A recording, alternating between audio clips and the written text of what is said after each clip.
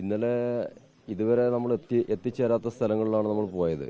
അപ്പോൾ കുമ്പളപ്പാറ, ഏറ്റവും മുകളിലെ കുമ്പളപ്പാറ കോളനിക്ക് മുകളിൽ അവിടെ സൂചിപ്പാറ വെള്ളച്ചാട്ടത്തിൻ്റെ നിയറസ്റ്റ് ഒരു 5 കിലോമീറ്റർ കഴിഞ്ഞാൽ സൂചിപ്പാറ വെള്ളച്ചാട്ടം എന്നാണ് ഗൂഗിൾ കാണിച്ചത്. അവിടെ തമിഴ്നാട് നെറ്റ്വർക്ക് റേഞ്ചെല്ലാം കാണിക്കുന്നുണ്ട്. അവിടെ വരെ നമ്മൾ പോയിട്ടുണ്ട്. അവിടെ നിന്ന് നമ്മൾ ഇന്നലെ 16ഓളം മൃതശരീര ഭാഗങ്ങളാണ് നമ്മൾ ഇന്നലെ കണ്ടെത്തിയത്. അതിൽ 2-3 മൃതശരീരം ഒഴികെയുള്ളതെല്ലാം ഭാഗികമായിട്ടായിരുന്നു. ദയനീയമായ അവസ്ഥയായിരുന്നു ഇന്നലെയെല്ലാം. പിന്നെ ഈ വെള്ളം മാറുന്നിടത്തെല്ലാം ചെറിയ മണ്ണിൽ പൂന്തിയ നിലയിലായിരുന്നു പല മൃതദേഹങ്ങളും. പുറമെ ഒരു വിരലോ ഒക്കെ കാണുന്ന സ്ഥിതിയുള്ളൂ. അത്തരം മൃതദേഹങ്ങളെല്ലാം അതോടൊപ്പം തന്നെ മരത്തിൻ്റെ ഉൾപ്പെടെ അടിഭാഗത്തും ഉൾഭാഗത്തുമെല്ലാം കുടുങ്ങിക്കിടക്കുന്ന നിലയിലായിരുന്നു ഇന്നലെ കണ്ടെത്തിയ മൃതദേഹങ്ങളും മൃതദേഹ അവയവ ഭാഗങ്ങളും അധികവും.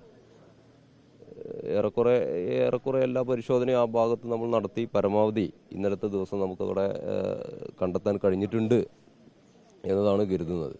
ഇന്ന് അതിനു മുകളിൽ ആണ് ഞങ്ങൾ പോകാൻ ഉദ്ദേശിക്കുന്നത്. അതോടൊപ്പം തന്നെ പുഴക്കപ്പുറം, ഒഴുക്ക് ഏറ്റവും കൂടുതലുള്ളത് പുഴക്കപ്പുറത്തേക്കാണ്. സ്വാഭാവികമായും ആ ഭാഗത്താണ് ഏറ്റവും അധികം മൃതശരീരങ്ങൾ കൂടാനുള്ള സാധ്യത എന്നുള്ള നിലയിൽ ഇന്ന് ഞങ്ങളുടെ തെരച്ചിൽ കൂടുതലായി ഞങ്ങൾ ഫോക്കസ് ചെയ്യുന്നത് പുഴക്കക്കരെയാണ്. അപ്പോൾ അത് ബോട്ട് വന്നാലുടൻ സംവിധാനങ്ങൾ, പാണ്ടി ഉൾപ്പെടെയുള്ള സംവിധാനങ്ങൾ വന്നാലുടൻ അക്കരയ്ക്ക് കടന്ന് ആ ഭാഗത്തേക്ക് തെരച്ചിൽ ഊർജിതമാക്കും. ഇന്നലെ 14 കിലോമീറ്ററോളം നമ്മൾ ബോഡിയെല്ലാം കെട്ടി വടിയിലെല്ലാം കെട്ടിയിട്ടാണ് കൊണ്ടുവന്നത്. അപ്പോൾ ചെറിയൊരു നടപ്പാതയാണ് ഉണ്ടായിരുന്നത്. ആ നടപ്പാതയ്ക്ക് എന്നെല്ലാം പറഞ്ഞാൽ മഴ പെയ്തതിന് ശേഷം വലിയ ദുഷ്കരമായിരുന്നു. യാത്രയൊക്കെ വലിയ ബുദ്ധിമുട്ടായിട്ടാണ് നമ്മളിങ്ങോട്ട് കൊണ്ടുവന്നത്. അപ്പോൾ കുറഞ്ഞ വാഹനം എത്തുന്നതിൻ്റെ തൊട്ടടുത്താണ്. ബാക്കി കിലോമീറ്ററോളം നമ്മൾ നടന്നു പോകണം. പിന്നെ ഇവിടെ സൂചിപ്പിച്ച പോലെ തന്നെ സൂചിപ്പാറയുടെ 3 കിലോമീറ്റർ അടുത്ത് വരെ നമ്മൾ ഇന്നലെ എത്തി. വളരെ നേരത്തെ തന്നെ 6 മണിയോടുകൂടി ഇറങ്ങി. അപ്പോൾ തിരിച്ചിങ്ങോട്ടുള്ള യാത്രയിൽ മഴയോട് പെയ്തതോടുകൂടി വലിയ ബുദ്ധിമുട്ടായിരുന്നു യാത്രയല്ല. പിന്നെ അതെ ആനശല്യം 2 മണിയോടുകൂടി ഈ ഫാമിൽ ആനശല്യം കൂടുതലായിട്ടുള്ളൊരു സാഹചര്യമാണ്. അപ്പോൾ 2 മണിക്ക് ശേഷം തന്നെ നമുക്ക് നിൽക്കുന്നത് ജീവിത ഭീഷണിയെല്ലാം നേരിട്ടുകൊണ്ട് തന്നെയാണ് നിൽക്കുന്നത്. അപ്പോൾ വലിയ പ്രയാസത്തിലാണ് നമ്മൾ തുടർന്നിട്ടുണ്ട്. അവിടെ 4 മണി വരെ ഇന്നലെ നമ്മുടെ യൂത്ത് ബ്രിഗേഡ് അംഗങ്ങളെല്ലാം അവിടെ തുടർന്നിട്ടുണ്ട്. അവിടെയുള്ള ഒരു പ്രതിസന്ധി ഇവിടെ സൂചിപ്പിച്ചതുപോലെ സാധാരണഗതിയിൽ നടന്നു പോകാൻ കഴിയാത്ത ചെങ്കുത്തായ പ്രദേശമാണ്. കുത്തനെയുള്ള കാടാണ്. പിന്നെ ചിലയിടത്ത് പുഴ കടക്കണം, കാട്ടിലൂടെ പോകാൻ കഴിയില്ല. ഇത്തരം ചില പരിമിതികളുണ്ട്. അതുകൊണ്ട് തന്നെ മൃതശരീരങ്ങൾ ലോഡ് ചെയ്ത് വരാനുള്ളൊരു നല്ല പ്രയാസം അവിടെയുണ്ട്. അത് ഞങ്ങൾ വടം കെട്ടി ഈ നിലയിൽ കെട്ടി പല ആളുകളും മാറി മാറിയാണ് ഈ ചെങ്കുത്തായ പ്രദേശങ്ങളിലൂടെ കൊണ്ടുവന്നിട്ടുള്ളത്. ഇവിടെ ഈ ഫാമിൻ്റെ ബോർഡർ അപ്പുറത്തേക്ക് പ്ലാന്റേഷൻ്റെ പ്രദേശത്തൊന്നും ഗതാഗത സംവിധാനങ്ങളൊന്നുമില്ല. അപ്പോൾ സ്വാഭാവികമായിട്ടും ഫാം വഴി വരെ മാത്രമാണ് വാഹനങ്ങൾക്ക് സാധാരണഗതിയിൽ പോകാൻ സാധിക്കൂ. അത് കഴിഞ്ഞാൽ മുഴുവൻ കാൽനടയായി ഈ പറയുന്ന 14-16 കിലോമീറ്ററോളം നടന്ന് തന്നെ വേണം പോകാൻ. വേറെ ഓപ്ഷൻ നമ്മുടെ മുമ്പിലില്ല. നിങ്ങൾ ഇതിനു മുമ്പ് പോയിട്ടില്ല, ആദ്യമായിട്ടല്ല ഈ വഴി കൂടെ? ആദ്യമായിട്ടാണ്. ഞങ്ങളുടെ ഒപ്പം ഇവിടെ പ്രദേശത്തുള്ള കുറച്ച് പേരൊക്കെ ഉണ്ട്. പ്രദേശത്തുള്ള അവരെല്ലാം ചില സമയങ്ങളിലെല്ലാം നേരത്തെ വർഷങ്ങൾക്ക് മുമ്പെല്ലാം പോയവരുണ്ട്. ഇപ്പോൾ അടുത്ത കാലത്തൊന്നും പോയവരും ഒന്നുമില്ല. ഇപ്പോൾ ട്രൈബ്സ് ഉൾപ്പെടെ ആ വഴിയല്ല സാധാരണ പോകാറ്. നേരത്തെ ഇപ്പോൾ ഇവിടെ ബോട്ട് വഴിയാണ് ട്രൈബ്സ് ഉൾപ്പെടെ പോകാറ്. അതുകൊണ്ട് തന്നെ പാത എന്ന് പറയാനില്ല. ഈ കാട്ടിലൂടെ നമ്മൾ പോയിട്ടുണ്ടാക്കുന്ന പാതയാണ്. അവിടെ ഒരു നടപ്പാത പോലും ശരിയായ വണ്ണം കാണുന്നില്ല. അപ്പോൾ ഇത്തരം ഒരു ദുർഘടമായ വഴി സംബന്ധമായിട്ടുള്ളൊരു പ്രശ്നമാണ് നമ്മളെ സംബന്ധിച്ച് ഏറ്റവും പ്രതിസന്ധി ഉള്ളത്. അങ്ങോട്ട് എത്തിച്ചേരാനുള്ള ഒരു പ്രതിസന്ധിയാണ്. അത്തരം പ്രതിസന്ധിയെല്ലാം പരമാവധി ഇന്നലെ മലപ്പുറം വയനാട് ബോർഡറോട് അടുത്ത് വരെ നമ്മൾ എത്തിയിട്ടുണ്ട്. അവിടുന്ന് താഴേന്ന് വയനാട്ടിലെ ഫോറസ്റ്റ് ഡിപ്പാർട്ട്മെന്റ് പരിശോധന നടത്തുന്നത് ശ്രദ്ധയിൽപ്പെട്ടിട്ടുണ്ട്. അവരതുപോലെ തന്നെ എയർ ലിഫ്റ്റിംഗ് സംവിധാനങ്ങളെല്ലാം ആ പ്രദേശത്ത് കണ്ടിരുന്നു. വയനാട് തിരച്ചിലിന്റെ ഭാഗമായിട്ടുള്ളതായിരിക്കാം. അപ്പോൾ ഇന്ന് മാക്സിമം ഇനിയിപ്പോൾ ശേഷിക്കുന്നത് വല്ലതും ഇന്നലെ പരമാവധി ഒരു മനുഷ്യസാധ്യമായി കണ്ടെത്താൻ കഴിയുന്നതെല്ലാം ഒരു മനുഷ്യാധ്വാനത്തിൻ്റെയും മനുഷ്യ കാഴ്ചശക്തിയുടെ എല്ലാം സാധ്യതകൾ ഉപയോഗപ്പെടുത്തി പരമാവധി ഇന്നലെ കണ്ടെത്തിയിട്ടുണ്ട് എന്ന പൂർണ്ണ ബോധ്യമാണ് ഞങ്ങൾക്കുള്ളത്. പക്ഷേ എന്നാലും ഇപ്പോൾ വെള്ളത്തിൻ്റെ ഗതിവിഗതികൾ മാറുന്നതിനനുസരിച്ച് മണലിൻ്റെ സ്ഥിതിഗതികൾ മാറുന്നതിനനുസരിച്ചെല്ലാം മണൽത്തിട്ടയിലെല്ലാം വന്നടിഞ്ഞ മണൽത്തിട്ടകളിലെല്ലാം മാറ്റം വരുന്നുണ്ട്. സ്വാഭാവികമായും ഈ ആഴ്ന്നുപോയ മൃതശരീര ഭാഗങ്ങൾ, അവശിഷ്ടങ്ങൾ എല്ലാം കാണുമ്പോൾ അത് കണ്ടെടുക്കാൻ കഴിയുമെന്നതാണ്. ശേഷിക്കുന്നതുൾപ്പെടെ ഇന്നത്തെ ദിവസം കണ്ടെത്താനാണ് ആഗ്രഹിക്കുന്നത്. ഇന്നലത്തെ റിസ്ക് പറഞ്ഞ പോലെ തന്നെ ഒന്ന് വഴിയില്ല എന്നുള്ളതാണ് പ്രയാസം. മറ്റൊന്ന് ബോഡികൾ കിട്ടുന്നത് മണ്ണ് നമ്മൾ പലതും കൈകൊണ്ടെല്ലാം കുഴിച്ചെടുക്കുന്ന സ്ഥിതിയാണ്. മരമെല്ലാം വന്ന് വീണിട്ട് ബോഡിയെല്ലാം പാർട്സ് പലതും പല ഭാഗങ്ങളായിട്ടാണ് കിടക്കുന്നത്. അത് കൊണ്ടുവരാൻ ചില പ്രയാസം ഉണ്ടായിരുന്നു. ഒരു മുഴുവനായിട്ട് ഒരു ബോഡി കിട്ടിയത് നമ്മൾ കൊണ്ടുവരാൻ ഏകദേശം നമുക്കൊരു 12-14 പേര് വേണ്ടി വന്നു. അത്രയും ഇതിന് ഭാരം വരുന്നുണ്ട്. അത് കൊണ്ടുവന്നത് ഈ പറഞ്ഞ പോലെ ഒരാൾക്ക് നടക്കാനുള്ള വഴിയേ ഉള്ളൂ, അതന്നെ ഇല്ല. അത് നമ്മൾ ചവിട്ട് വഴിയാണ്. അതിലൂടെ നമ്മൾ വളരെ പ്രയാസപ്പെട്ടാണ് കൊണ്ടുവന്നത്. അതാണ് ഏറ്റവും വലിയ പ്രയാസം നമുക്ക് ഉണ്ടായിട്ടുള്ളത്. അതെ, അത് പല സ്ഥലങ്ങളിലായിട്ട് ഇങ്ങനെ കളക്ട് ചെയ്ത് നമുക്ക് ഈ ഗ്ലൗസും മറ്റ് കുറച്ച് തുണിയും കാര്യങ്ങളൊക്കെ ഉണ്ടായിരുന്നു. അത് പുതപ്പ്, ആ പുതപ്പിൽ നമ്മൾ കെട്ടി തോളത്ത് വെച്ചുകൊണ്ട് മരത്തിലെല്ലാം കെട്ടിയാണ് നമ്മൾ കൊണ്ടുവന്നത്. മറ്റ് എക്യുപ്മെന്റ്സ് ഒന്നും അങ്ങനെ കൊണ്ടുപോകാനും കഴിയാത്തൊരു സാഹചര്യമുണ്ട്. അങ്ങോട്ട് എത്തില്ല, വാഹനങ്ങളൊന്നുമില്ല.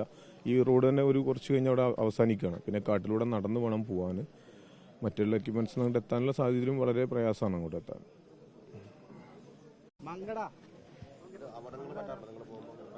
അപകടങ്ങൾ ഇന്നലെ യഥാർത്ഥത്തിൽ സംഭവിച്ച കാര്യം, പോയവരിൽ ഒരു 80% ആളുകൾക്കും കാലിന് ദയനീയമായ പ്രശ്നമാണ് ഇപ്പോൾ ഇന്നുള്ളത്. നടക്കാൻ ബുദ്ധിമുട്ടുള്ള ഒരു പ്രശ്നം. ഇന്ന് രാവിലെയൊക്കെ പലർക്കും പല വിഷമങ്ങളും ഉണ്ട്. പ്രധാനമായിട്ടും കാലിനകത്ത് ഈ ചെരുപ്പ് ഇട്ട് കഴിഞ്ഞാൽ ചിലയിടത്ത് നമ്മൾ സ്ലിപ്പായി പോകും. ഈ ചെങ്കുത്തായ പ്രദേശമാകുമ്പോൾ നേരെ വീണ് കഴിഞ്ഞാൽ പുഴയിലേക്കാണ്. ആ സമയത്ത് നമുക്ക് പിടുത്തം കിട്ടില്ല. പുഴയിൽ പിടുത്തം കിട്ടിയില്ല, നല്ല അടിയൊഴുക്കുണ്ട്. അടിവലി കാരണം നമുക്ക് പിടുത്തം കിട്ടാത്തൊരു പ്രശ്നമെല്ലാം ഉണ്ട്. അതുകൊണ്ട് തന്നെ കാലിനടിയിൽ ഈ പറയുന്ന പല ആളുകളും ഇന്നലെല്ലാം വീട്ടിൽ പോയി കാലിനടിയിൽ നോക്കുമ്പോൾ പിന്നെ വലിയ പ്രയാസങ്ങളുള്ളത് കൊണ്ട് നിൽക്കുമ്പോൾ ചെറിയ പ്രാണികളെല്ലാം കാലിനകത്ത് കയറുന്നൊരു പ്രശ്നമെല്ലാം ഉണ്ട്. അതുപോലെ തന്നെ ചെറിയ മുള്ള്, ആര്, ഇതെല്ലാം ഈ ചെരുപ്പ് ഇടാൻ കഴിയാത്തൊരു സാഹചര്യമുണ്ട്. ഷൂ ആണെങ്കിലും നമ്മൾ സ്ലിപ്പായി പോകും. അപ്പോൾ ആ സമയത്തുള്ളൊരു പ്രശ്നം കാലിനാണ് കാര്യമായിട്ട്. അങ്ങനെ കാര്യമായൊരു അപകടമൊന്നും, വെൽ ട്രെയിൻഡാണ് നമ്മുടെ ബ്രിഗേഡ്സ് എല്ലാം. അതുകൊണ്ട് തന്നെ അത്തരം മറ്റു പ്രയാസങ്ങളൊന്നുമില്ല. മറ്റു പ്രയാസങ്ങളൊന്നും കാര്യമായിട്ടില്ല. ശരീരവേദന, പിന്നെ ഈ തോള്, പിന്നെ ഇവിടെ പുറം വേദന, തൂക്കിയെടുത്ത്, അതെല്ലാമാണ് ഇപ്പോൾ നിലവിലുള്ളൊരു പ്രതിസന്ധി. അത് സ്വാഭാവികമായിട്ടും വരുന്നതാണ്. അതിനപ്പുറത്തേക്കുള്ള വലിയൊരു പ്രയാസങ്ങളൊന്നുമില്ല. പിന്നെ ചിലയിടത്തെല്ലാം ഈ 2 ദിവസമായി എന്നതിൻ്റെ ഒരു പ്രയാസം നമ്മൾ ബോഡി, ഈ ശരീരഭാഗങ്ങൾ കൊണ്ടുവരുന്നിടനീളം സ്വാഭാവികമായിട്ടുണ്ട്. അതിലൊരു മനുഷ്യന് കൊടുക്കുന്ന ഒരു റെസ്പെക്റ്റിൽ നമ്മൾ പിന്നെ അതൊന്നും ശ്രദ്ധിക്കുന്നില്ല എന്നുള്ളതാണ് യഥാർത്ഥത്തിൽ. തുടക്കത്തിലൊക്കെ ചെറിയ പ്രയാസങ്ങൾ ഉണ്ടായിരുന്നു. കിട്ടുന്ന ശരീരഭാഗങ്ങളിലധികവും 2 ദിവസമായതിൻ്റെ ചില പ്രയാസങ്ങളും അതുപോലെ തന്നെ ഛിന്ന ഭിന്നമാകുന്ന പ്രശ്നങ്ങളൊക്കെ ഉണ്ട്. പക്ഷേ ഈ നമ്മൾ നോക്കുന്ന സമയത്ത് ഇതെല്ലാം വ്യത്യസ്തമായ ആളുകളുടേതാണ്, ഒരേ ആളുകളുടേതല്ല. അപ്പോൾ ഇത് സ്വാഭാവികമായിട്ടും നമ്മുടെ ഐഡൻറ്റിഫിക്കേഷൻ ഉൾപ്പെടെയുള്ള പ്രോസസ്സുകൾക്ക് സൗകര്യമാവും. ഇവിടെ പോലീസ് സ്റ്റേഷനിൽ കൊണ്ടുപോയിട്ടാണ് എല്ലാം ഹോസ്പിറ്റലിലേക്ക് പോകുന്നത്. ഐഡൻറ്റിഫിക്കേഷൻ ഉൾപ്പെടെയുള്ള കാര്യങ്ങളെല്ലാം നടത്താൻ സഹായകമാകുമെന്നാണ് പ്രതീക്ഷിക്കുന്നത്. കൊമ്പിൻ്റെയും അതായത് മരത്തിൻ്റെ ഒക്കെ അടിയിലൊക്കെ ബോഡി കടന്നിരുന്നത്. അവിടുന്ന് ഞങ്ങൾ അത് കൈയൊക്കെ വെച്ചിട്ട് വലിച്ചു മാറ്റിയിട്ട് അതിൻ്റെ ഉള്ളിൽ നിന്ന് എടുത്തതൊക്കെയാണ്. കുറേ മണലൊക്കെ മൂടി കടന്നിട്ടുണ്ടായിരുന്നു ബോഡി. അതൊക്കെ മണലൊക്കെ മാറ്റിയിട്ട് ആ ബോഡി എടുത്തത്. നാട്ടുകാരാണോ? ഞങ്ങള് 10-15 കിലോമീറ്റർ. ഓ, ഞങ്ങളൊക്കെ ഡ്രൈവർമാരാ. ജോലി ഉപേക്ഷിച്ചാ 3 ദിവസമായി ഞങ്ങൾ ഇവിടെ പുറകെ നടക്കണേ. 3 ദിവസമായി. ഞങ്ങള് ഫസ്റ്റ് വെള്ളം വന്ന സമയത്ത് ഞങ്ങൾ താഴത്തായിരുന്നു. താഴത്ത് ആ സൈഡിൽ കൂടെ പോകുന്നു. ആ ഒരു ചെറിയൊരു കുട്ടിയെ കിട്ടി ബോഡി കിട്ടിയ സ്ഥലത്ത്, അതെ, അതിന്റെ അടുത്ത് കൂടെ ഞങ്ങൾ അവിടെ ഇങ്ങനെ തെരഞ്ഞ, അവിടെ ഒന്നും ബോഡി കിടക്കണില്ല. അതിലങ്ങനെ പോകുന്നു. പിറ്റേ ദിവസം ഇവിടെ ബോഡി കൂടിയിരിക്കണെന്ന് പറഞ്ഞപ്പോ ഞങ്ങള് പോയ കിടക്കാൻ നോക്കിയപ്പോ അപ്പൊ ഇന്നലെ വെള്ളം കൂടുതലായിരുന്നു. നീന്തി കയറാൻ ഇന്ന് വെള്ളം കുറവാണ്. ഇന്ന് നടന്നു പോകാനല്ല ആയുള്ളൂ. അവിടെ ഓഫീസർമാരെ കടത്തിയിട്ട് ഞങ്ങളെ കടത്തുള്ളൂ. ഇന്നലെ ഞങ്ങൾ ലാസ്റ്റാണ് ഇവിടുന്ന് കാണാം. 11:30 മണിക്ക് ഞങ്ങൾ ഇവിടുന്ന് കയറി പോണത്. എല്ലാവരും ഈ വൈക്ക് പോയി. ഞങ്ങൾ കുറച്ച് ആൾക്കാർ ഈ ഓഫീസർമാരും പോയി. ഓഫീസർമാരൊരൊറ്റ പോക്കാണ് പോയി. ഓർക്ക് പിന്നെ എന്താ പോയേക്ക് ഇതൊന്നുമില്ലല്ലോ. നമുക്ക് നമ്മൾ ജീവന് വേണ്ടിയിട്ടാണ് ഇതാണ് പോകാന്നുള്ളൂ. അതിനിപ്പോ പടച്ചോന്റെ ഒരു ഇതിൽ അങ്ങനെ റിസ്ക് എടുത്ത് പോവുക, അല്ലാതെ ഒരു റോളും ഇല്ല അതിൽ. ഇന്ന് ക്രൂഷ്യൽ ഡേ ആണ് നമുക്ക്. അപ്പോൾ ഇന്ന് മാക്സിമം എഫർട്ട് എടുത്തുള്ള ഒരു സെർച്ചാണ് പ്രതീക്ഷിക്കുന്നത്. 2 ടീമായിട്ട് പോകുന്നുണ്ട്. ഇപ്പോൾ ഇവിടെ ഡിസ്ട്രിക്ട് കളക്ടർ ഉണ്ടായിരുന്നു, CCF ഉണ്ടായിരുന്നു, DFI ഉണ്ട്, മറ്റ് ജനപ്രതിനിധികളുണ്ട്, ഞങ്ങളുടെ തണ്ടർ ബോൾട്ട് ഉണ്ട്, ഫയർഫോഴ്സ് ഉണ്ട്, ഫോറസ്റ്റിലെ മറ്റു ഉദ്യോഗസ്ഥന്മാരുണ്ട്, പിന്നെ സോഷ്യൽ സർവീസ് നടത്തുന്ന ജനക്കൂട്ടമുണ്ട്, മറ്റ് വോളണ്ടിയേഴ്സുണ്ട്, ഒപ്പം ഫയർഫോഴ്സിൻ്റെ ഉദ്യോഗസ്ഥരുണ്ട്. അപ്പോൾ ഇന്ന് 2 ടീമായിട്ട് മാക്സിമം അങ്ങ് പോയിട്ട് എത്ര ദൂരം പോകാമോ അത്ര ദൂരം പോയിട്ട് കിട്ടാവുന്നല്ല എടുക്കാമെന്നാണ് ഉദ്ദേശിക്കുന്നത്.